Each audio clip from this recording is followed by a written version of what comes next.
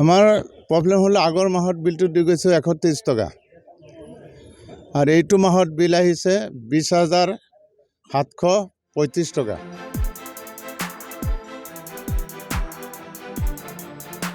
আগৰ মাহত আছিলে 125 টকা 30 টকা আছিলে। এই মাহত 20,000 কিমান টকা আহিলে?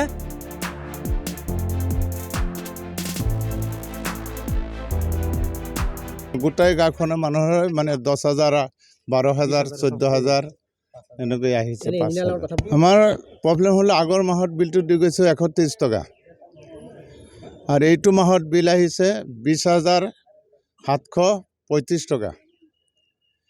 এক মাহৰ বিল আহিছে। এক মাহৰ বিল পূৰ্বে কিমান আহিছিলে? আগতে আহিছে 130 35 এনেকৈ আহিছে। এইবাৰ আহিছে? এইবাৰ আহিছে আপোনাৰ 20,735 টকা। কোন গাঁও? বন্ধুৰা খৰমলা বিলপাৰ। নাম কি আপোনাৰ? আব্দুল গফুৰ। অকল আপোনাৰ আহিছে নে বেলেগো আহিছে? বেলেগো চবৰে আহিছে। গোটাই গাঁওখনৰ মানুহৰ মানে 10,000 12,000 14,000 এনেকৈ আহিছে। কথা পাতিছে নেকি? এনে আমাৰ কামপুৰ ইঞ্জিনিয়াৰ পোৱা নাই। তেওঁ ক'লে গ'লে নাই। পাছত আমি চাৰিআলি গৈছোঁ। চাৰিআলি গৈ মানে অফিচ খোলা আছে। ইঞ্জিনিয়াৰ ৰুমটো খোলা আছে? ইঞ্জিনিয়াৰ ৰুমটো খোলা আছিল। মানুহ নাই। কঠীয়াতলীত কি কৰে? কঠীয়াতলীত মানে আমি যাওঁতে মানে দুখাওঁতে মানে তেওঁ 6,000 টকা এটা মাইনাছ কৰিছিল। পাছত কৈছোঁ এইটো আমি দিব নোৱাৰিম, এইটো দিবলৈ উপায় নাই আমাৰ, আমি দুখীয়া মানুহ কাম কৰি খাওঁ তেনে বুলি কৈছোঁ। 6,000 টকাটো কি বুলি মাইনাছ কৰিছিল তেওঁলোকে? তেওঁ মোক এইটো একো কোৱা নাই। মোক কৈছে যে মই 6,000 টকা মাইনাছ কৰি দিছোঁ, বাদ বাকীকেইটা দিব লাগিব। আপুনি ঘৰত কি ব্যৱহাৰ কৰে? মোৰ ঘৰত 2টা ফেন আছে আৰু 3টা বল আছে। 2টা ফেন আৰু 3টা বাল্ব আছে। অঁ। বিল আহিছে কিমান এইবাৰ? এবাৰ আহিছে 20,735 এক মাহত।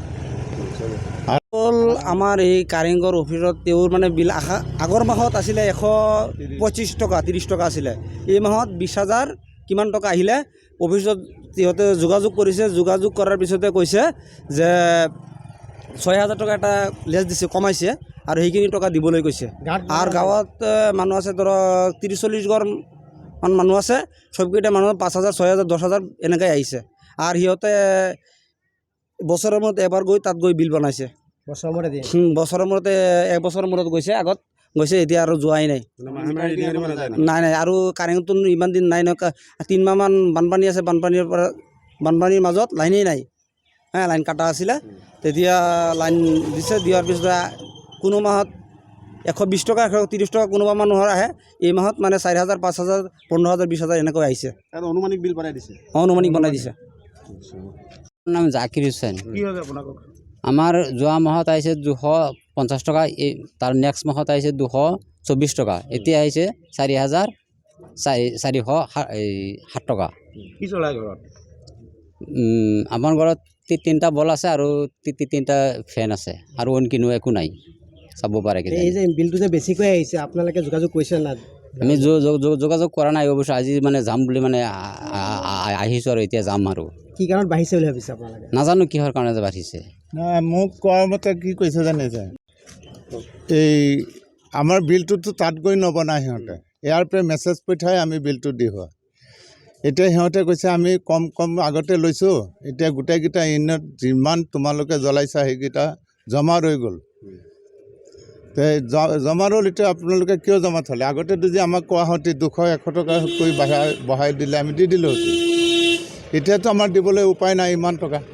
আপোনালোকে মিটাৰ ৰিডিং আনিবলৈ যায় নে নাযায়? নাই নাযায়। তেওঁলোকে মানে ইয়াৰ পৰা বিল বনাই দিয়ে। ইয়াৰ পৰাই মানে সিহঁতে বিলটো বনাই দিয়ে। কিমান দিন হ'ল মিটাৰ ৰিডিং আনিবলৈ নোযোৱা? প্ৰায় এবছৰ হৈ গৈছে। আজিলৈকে যোৱাই নাই? যোৱাই নাই। বানপানী কৰি পেলাই মানে সিহঁতে যোৱা নাই।